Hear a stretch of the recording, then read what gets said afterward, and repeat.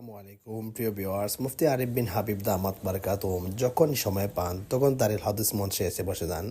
ছাত্রদেরকে কিতাব মোতালা করার জন্য সবসময় উদ্যোক্তা করেন। আসলে ওনার মেইন পেশাটা হলো ওনার কিতাব মোতালা করা, ছাত্রদেরকে ইলিম পিপাসু ছাত্রদেরকে ইলিম অন্বেষণ করে খুঁজে দেওয়া। উনি সবসময় বলেন, ওয়াজ আমার পেশা নয়, আমার পেশাটা হলো কিভাবে একজন ছাত্র দিনই বুঝ তার ভিতরে আসে এবং একজন ছাত্র দ্বারা হাজার হাজার মানুষ কিভাবে উপকৃত হয়।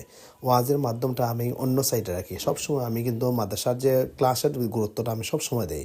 আমি বাংলাদেশের যে কোনো প্রান্তে থাকি না কেন, প্রতিদিন সকালে কিন্তু আমার ক্লাস করতেই হবে। এটা আমার সবসময় প্রোগ্রামে যারা আমার প্রোগ্রাম নেয় ওদের কাছে আমার একটা অনুরোধ থাকে, ক্লাস ফাঁকি দিয়ে আমার কোনো প্রোগ্রাম আমি করব না। আসলে ওনার যে দরদ, যে ক্লাসের প্রতি যে দরদ, ছাত্রদের প্রতি যে দরদ, এই দরদটা বাংলাদেশে সচরাচর খুব কম দেখা যায়। অত্যন্ত বিনয়ী মানুষ।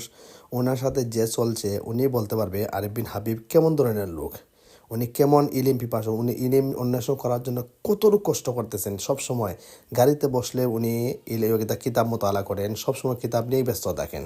আল্লাহ তাআলা ওনার ইলমে আমলের মধ্যে বারাকা দান করুন এবং যত হায়াতে তৈবা আল্লাহ তাআলা নেক হায়াত দান করুন।